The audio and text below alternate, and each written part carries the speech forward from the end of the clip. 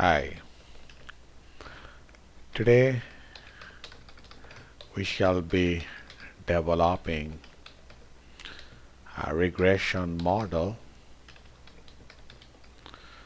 and we have three variables such as income, investment, and finally we have export. So we have three variables, and here income is the dependent variable and investment and export are the independent variables, right? Okay, so here the data is here. You can see the data. So it is observation from the year 2001 until 2008. So meaning that this thing actually called time series data, and the first variable is a investment, and the second variable is export, and the third variable is income, and the income is our dependent variable, and investment and export are the independent variable, and income is the dependent variable, and investment and export are the independent variable. Okay, so we can run the model now. So I go to statistics to run the model, then I go to linear models, then I select linear regression. Okay, dependent variable is income and independent variable are investment and export, right? These are two independent variables. So it is set, everything is set. So I press OK. The result has come up. You can see regress, income, investment, and export. And here you can see this income is the dependent variable, and investment, export are the independent variables for this model. And here are the coefficient, standard error, t-statistics, and corresponding p-value or probability value. Okay, I'm giving example. T-statistics is here minus 1.33.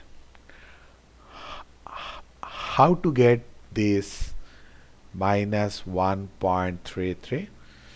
So actually coefficient, which is minus 0.123637 divided by standard error, which is 0.09, and you can get these t-statistics all the time, right?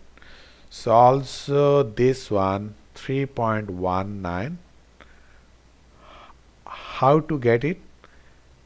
This divided by this, you can get it 3.19, and this one is the corresponding probability, meaning that 2.4%.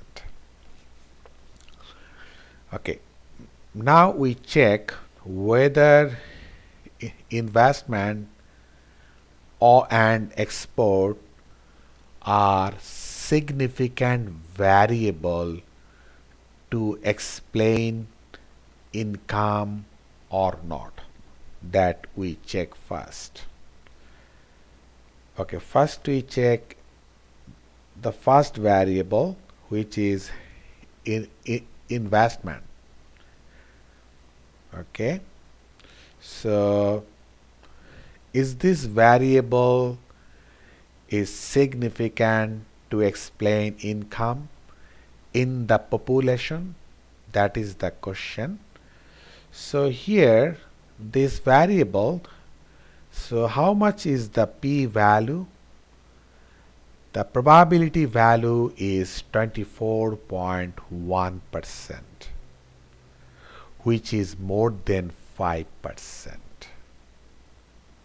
So when the probability value is more than 5%, then that particular variable is not significant. So here meaning that investment is not a significant variable to explain income. So I am telling again, the p-value is 24.1%, which is more than 5%. So investment is not a significant variable to explain income in the population. And secondly, we talk about sign of the coefficient. Sign of the coefficient, right? Okay. Sign of the coefficient. Here you can see the sign of the coefficient is negative. But according to the economic theory, the sign should be positive, meaning that when investment goes up, then people's income also goes up. Meaning that when the investment goes up, people get job and economic activities goes up. As a result, income also should go up. At the same time, when the investment goes down in the society, meaning that economic activity goes down, meaning that income also goes down. So meaning that investment and income should have a positive associationship. But here the sign is negative, meaning that when investment goes up, income goes down, or when investment goes down, income goes up. But that is against the theory, or it is against the reality. So this negative sign actually is not right. So we cannot accept this result also, because it should be negative, right? Okay. Then we talk about export, whether export is a significant variable to explain income in the population. We check the p-value. The p-value is 2.4%, meaning that less than 5%, meaning that export is a significant variable to explain our dependent variable, which is income, right? Okay. So, and also the coefficient sign is positive. You can see the coefficient sign is positive. So actually what we expect from the theory, we expect that when export goes up, then income also goes up. And when export goes down, then income of the society also goes down. So meaning that export and income should have a positive associationship. And here we see the sign is positive, right? Here the coefficient sign is positive. That means we can accept the result. That means this one is matching with the economic theory that export and income has positive associationship. Okay, now the second thing is that normally, so when a model is good, a model is good when most of the independent variables are significant to explain the dependent variable. That is the guideline. When most of the variables, most of the independent variables are significant to explain the dependent variable, then the model is a good model. And here you can see out of two variables, at least one is significant, right? That is export. At least one is significant. So meaning that we can say the model is a good model. At least 50% variables are significant, meaning that out of two, at least one is significant. So we are happy about the model. And also the sign is following the economic theory. You see, the sign is positive. So we are also happy about it. So we can accept this model. Okay, then we talk about another issue, R squared. What is R squared? 71.70%, right? 71.70%. What does it mean? Actually, it means that 71.7% variation in income can be explained by investment and export jointly.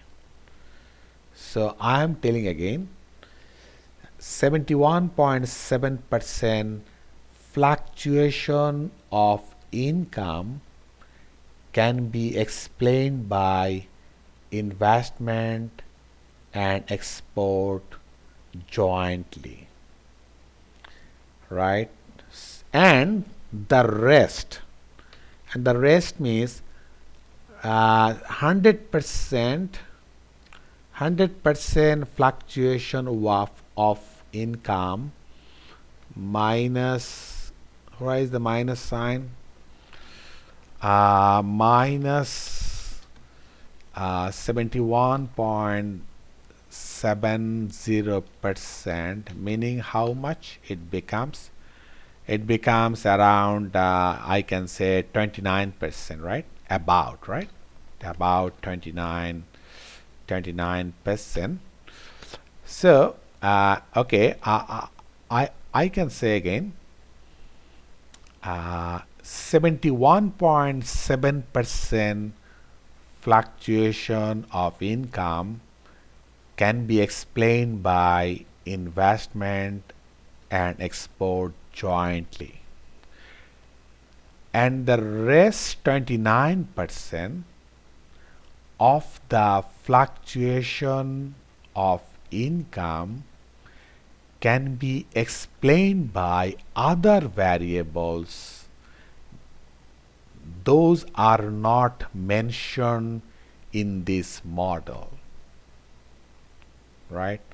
So here I just talk about only two variables that can explain income, but actually there are more variables also. Those can explain income, right? And those are 29%. That means I am telling again, 29% fluctuation of income can be explained other variables. Those are not mentioned in this model, and this 29% actually called error term, right? Or I can call it disturbance terms, right? Or I can call it other independent, right? Other independent variables,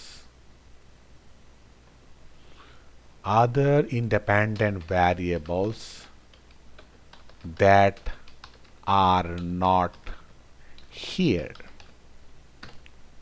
Okay.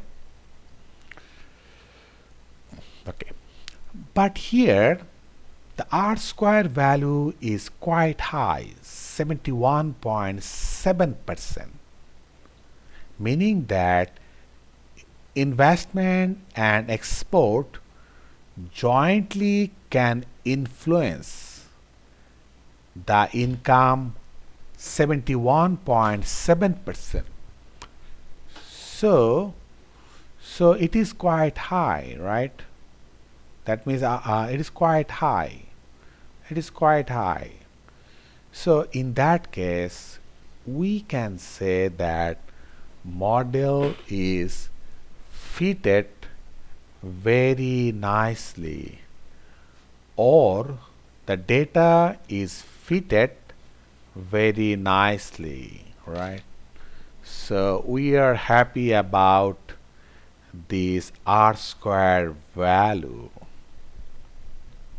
Okay. Now the second issue, whether investment and export, these two variables jointly significant to explain income or not. That we want to check. So we set the null hypothesis to check it, right? What is the null hypothesis? Null is investment and export do not jointly influence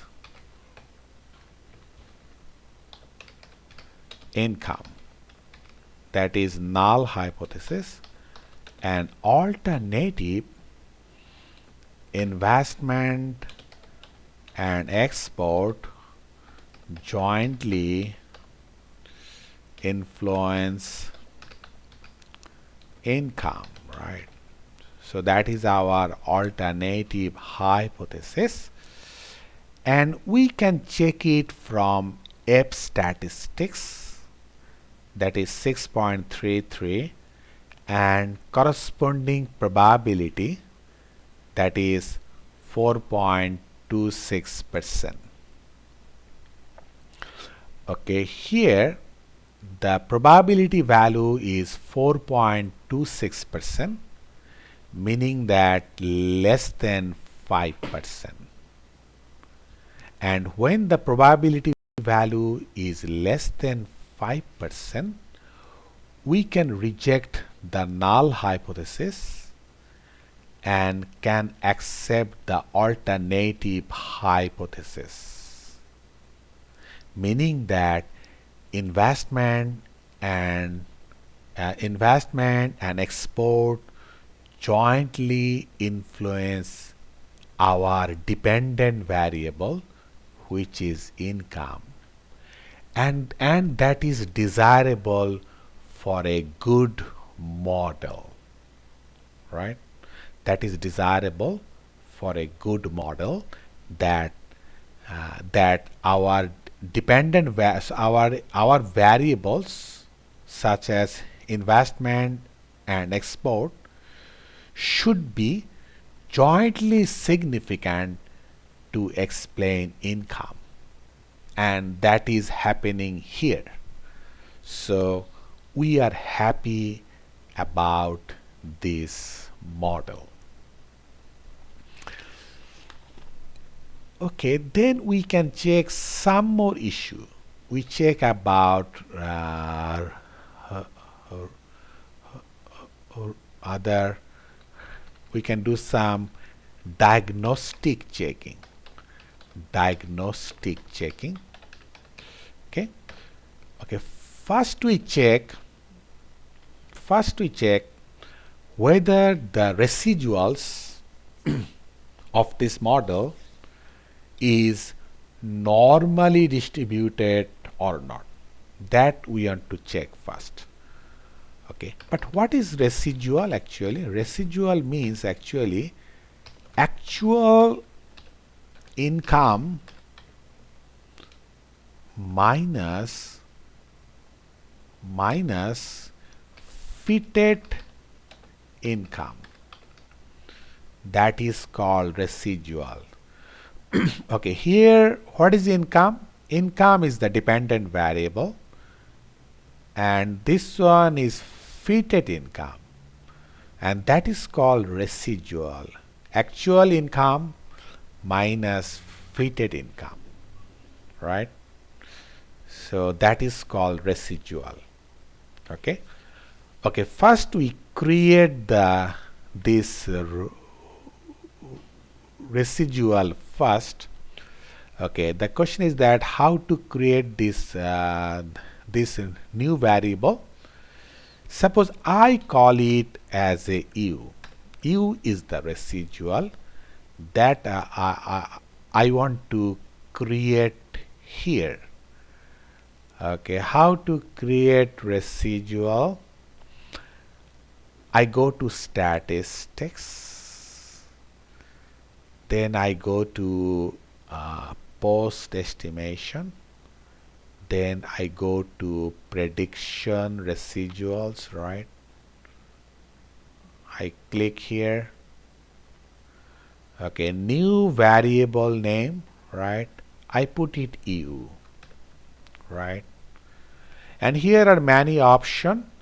I choose the second one, residuals, equation level scores, right? I select it, so I press OK. So the new variable, which is u, has been created. So the variable is here. You can see our file. You can see this is the new variable has been created, and that is called residual, meaning that actual income minus fitted income. That is called U, right? Okay. So now we want to check whether, because diagnostic checking. So here first we want to check whether this residual is normally distributed or not. Okay, our null hypothesis is residual is normally distributed, right? And alternative is residual is not normally distributed. Okay, and here the first one is desirable. That means our residual should be normally distributed. That is desirable, right? That is desirable, and that we want for a good model. Okay, now we check whether residual is normally distributed or not. Okay, how to check? I go to statistics, then I go to summary tables, and I go to distribution plots, and here I check Shapiro-Wilk test of normality. That I check, right? I click it. Okay, the variable name is U, right? That is our residual. Okay, so that is the U residual, and okay. So this one is the Shapiro-Wilk test of normality. Okay, and here you can see the probability value. And what is our, and here the null hypothesis is residual is normally distributed, right?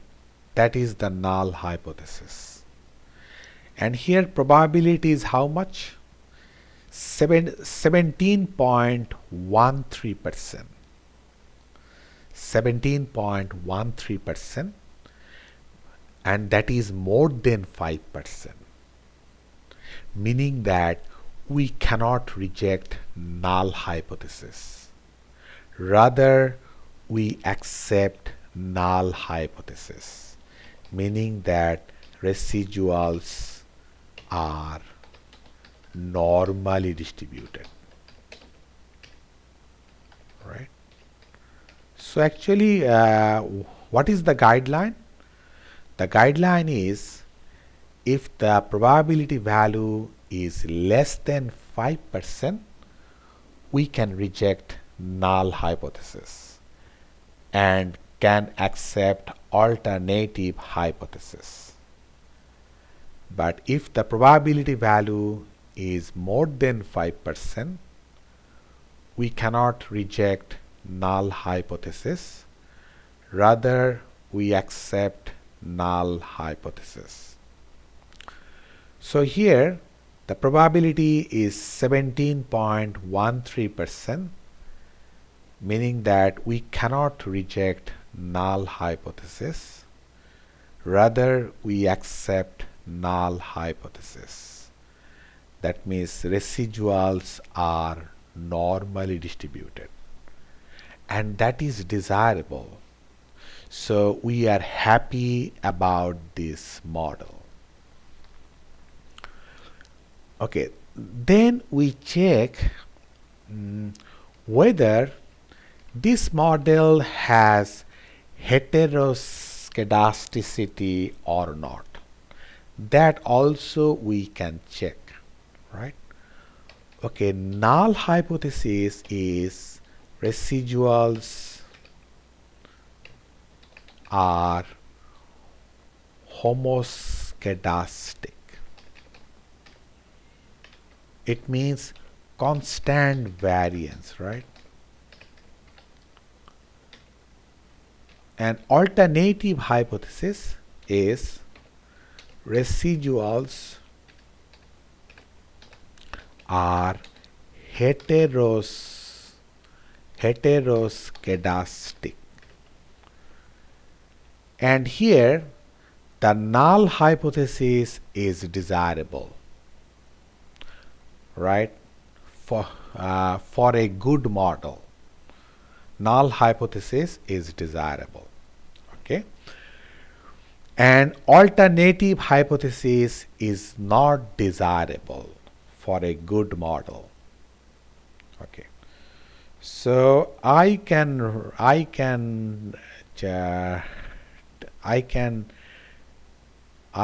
go to statistics to check. I go to statistics as before. Then I go to linear models and related. Then regression diagnostic. Then I go to specification test, right? And then I can choose test for heteroscedasticity, right? I select it, then I press OK. Okay, here Bruce-Pagan test, right? And this one is the null hypothesis. Constant variance mean actually it means constant variance means the null hypothesis, that is residuals are homoscedastic, right? That is called constant variance, right? And what is alternative? Residuals are heteroscedastic, right? And here null hypothesis is desirable, right? And alternative hypothesis is not desirable. Okay, and here you can see and here you can see the probability value is how much? 38.74%, which is more than 5%, meaning that we cannot reject null hypothesis. Rather, we accept null hypothesis, meaning that our residuals are homoscedastic, meaning that constant variance. So we are happy about this model. Okay, then finally we can check whether there is a serial correlation or not. That we can check now, whether there is a serial correlation or not. That we want to check now. Okay, how to check it? I go to statistics, then I go to time series, then set up utilities. But first we have to declare data set to be time series data. That we need to say, we need to declare, right? So we are doing that thing now. So I'm selecting this one, right? And our time variable, I choose observation, right? And we have yearly data, right, that I select, right, then I press OK. Okay, you can see here the time variable has been mentioned, that is from 2001 to 2008. Now only we can check whether there is a serial correlation or not. Okay. Okay, how to check it? I go to statistics as before, then linear model as before, and a diagnostic as before, specification test as before. Okay, and here are many tests. Okay, first I choose this one, Darwin-Watson test, right, that I select, Darwin-Watson test that I select, then I press OK. So that is the test for autocorrelation. So what is the null hypothesis? Residuals are not serially correlated or autocorrelated. They are same meaning, autocorrelated. That is the null hypothesis. And alternative, residuals are serially correlated or autocorrelated, right? And here the first one is desirable. Residuals are not serially correlated. That is desirable for a model. Residuals are not serially correlated. That is desirable for a model. And here you can see null hypothesis is here, no serial correlation in the residuals, right? And that is desirable, right? And here how much is the p-value, probability value? 55.42%, which is more than 5%, meaning that we cannot reject null hypothesis, meaning that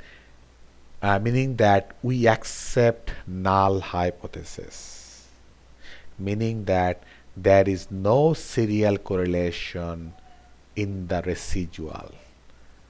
So meaning that this one, and that is desirable for a good model, right? So we are happy about this model, but actually we can do one more test. We have a second test for this serial correlation, and we can also do it. Just I go to statistics, I go to linear model, diagnostics, specification test, and I check this one, Bush-Godfrey test, right? I select this one, Bush-Godfrey LM test, and here is the null hypothesis is no serial correlation in the residual, and the probability value is 42.24%, meaning that we cannot reject null hypothesis, rather we accept null hypothesis. meaning that there is no serial correlation in the residual, and that is desirable for a good model. Okay, now here we can see from the from the Bush-Godfrey LM test for autocorrelation, and this test for autocorrelation actually telling us the same thing, that there is no serial correlation in the residual, and that is desirable for a good model. Okay, I think the whole model is very good. Why? Just I see one by one. R square is very high, then F statistics is significant, right? And then out of these two variables, one variable is significant, and then we talk about this one, that is the residual is normally distributed, which is desirable, and also there is and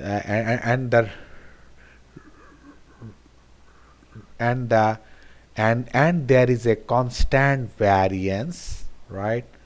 That means residuals are homoscedastic, so that is also desirable, and also there is no autocorrelation. You can see there is no autocorrelation, or there is no serial correlation in this model. So this model is a really very much perfect model, right? Now this model is ready for forecasting, right? Because she has no problem. This model is ready for forecasting because she has no problem, right? Thank you very much for being with me for a while.